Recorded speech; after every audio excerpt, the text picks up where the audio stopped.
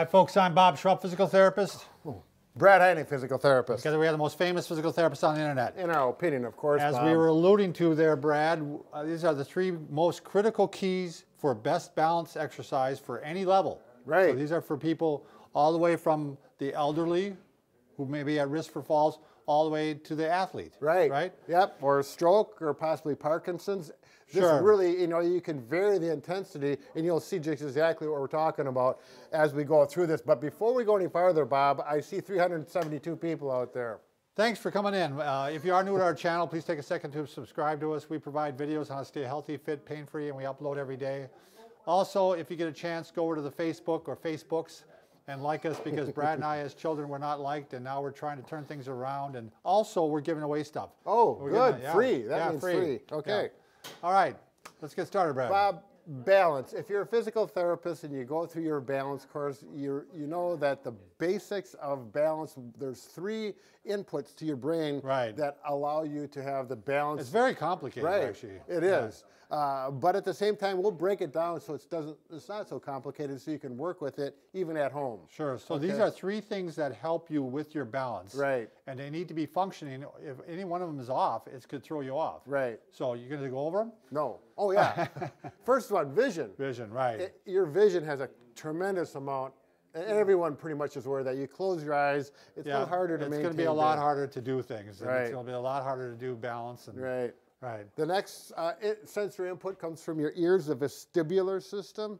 That's like, I always explain to people, it's like a level. You got a bubble, and you move the level, and that bubble moves, and that's kind of like your vestibular system, and it tells your brain if you're upright or you're starting to tip over, and it makes adjustments. Your muscles will automatically adjust from that input. Oh, it's just extremely complex because it has to keep your eyes level and your head level. Yeah. I mean, it's making all these adjustments for you to keep your balance. Exactly. And then the next one is what we call proprioception.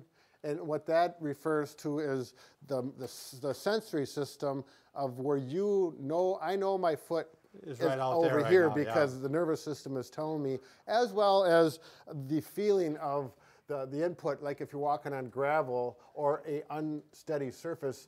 It corrects it. Yep. So otherwise, we see this a lot in ankles, Brad. If they start turning their ankle and they don't realize they have poor proprioception, it keeps turning and they sprain it. Right. As opposed to somebody else who it would correct. Right. So you really don't have to thoroughly understand that part of it. Yeah, right. But people with strokes, it's real common. After an injury, proprioception is affected. Yeah. So these exercises are going to get after surgery. all of this. Yep. Okay, so they're wondering, what all are right, the let's get exercises? started. Okay, so what you may want to do is, on the floor is, this is that shelf liner. Shelf liner, and it's pretty cheap anywhere at some typical box store. And you cut it in circles or squares, whatever you'd like to. Put it down, and it gives you a visual input of where the targets are going to be. And you make a pattern like this, one in the middle, front, sides, and backs like that. And we're going to stand here right in the middle. First thing you're going to do, now if your balance is poor, you don't want to do this by yourself. Yeah, okay? You'd have somebody hold it onto your belt, or you'd be using a cane. Right. So yeah, we don't want to create a fall and an injury, obviously. We want to make you better. So first of all, get the pads or the targets the right distance. Now that's about right. You should, I'm using the cane just so I can use a little balance. Well, if you're just starting, Brad, though, you could go closer, right? Sure, I mean, if you have a lot of limitations. Good, yeah, good point, Bob. Make it easy to start with. Start off with. So you get the pattern down. Right, and then eventually you can go to the point where you're stressing. Right. So one in front, out to the side. This was a tough one, the crossover, and then one behind you where we're touching back there, and then actually you're going to do it with both legs. If you've had a stroke or an injury on one side, one leg is likely going to be much more difficult than the other. Again, like after you had an ACL repair or after you've had a sprained ankle, this is good for the athlete to be doing. So you bet. We have athletes do this. Yep, I've had an ACL just this summer that this worked really well with, along with a number of other things. Okay, now with that same person, if this is getting too easy, it's like, oh, this isn't so hard. Now this one's too far for my hip. There we go. And here, then we take the next step, and we're going to challenge the proprioception. So if you can get yourself a couple inches of foam, okay, it works well. That memory foam actually works really well too. If you can find that, at home, take a cushion off of off the couch. furniture. Right. Yeah, make sure you have clean feet, though. You don't want to get someone upset by dirtying up the couch furniture or the living room furniture. Now, this squishiness really changes it. I'm starting to feel like More of a challenge. Yeah, like maybe I've had a few too many or something like that. Okay, so you do the exact same thing. And over. And, ooh, this one's a tough one. Isn't Yep. it? Yeah. And then behind. Okay, and then again with the same foot or the opposite foot. And if you got a sprained ankle, you'll find one way is easy, and that sprained ankle is going to really make you... Really test you. Yep, you may need that cane. Or if you've had a stroke. Okay. Then you can stay on the foam if you want, or you can take it off, but we need the challenge taking visual out. Yeah. The easiest and the cheapest way to do that is I like just take a pair of glasses, sunglasses, take some tape. I just took some tape right off the, some Christmas tape, what do you call it? Scotch tape. Put it over that so there's light can go through there, but So you can can't see a little. anything. You can see a little bit through it. Right. There, and I can just tell already.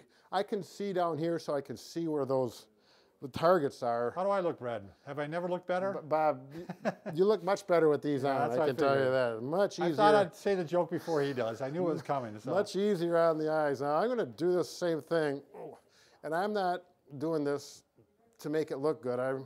This is that much harder. Oh yeah. Oh yeah. Take the vision. Yeah. Take the vision out. Yeah. Let me take that out of there. This will be easier now. So there we go. That's much better. So it was a combination of vision and proprioception. and proprioception. Yep. Which demonstrates really well that how much they do play a role. You bet.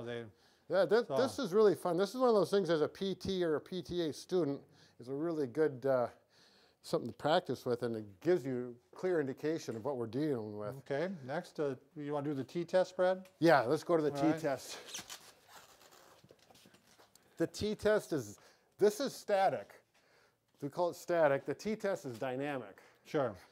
Now there's a T-test with norms and it's normative data, and it's typically done with high-level athletes to get a time. Normally this is much bigger. Are you able to see all the cones, Lonnie? She says yes? Right? Oh, she'll put, But we can put it back further.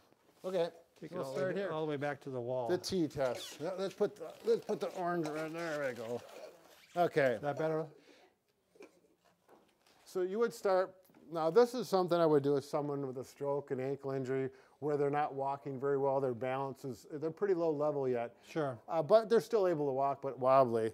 First thing you're gonna do is walk forward, past the cone.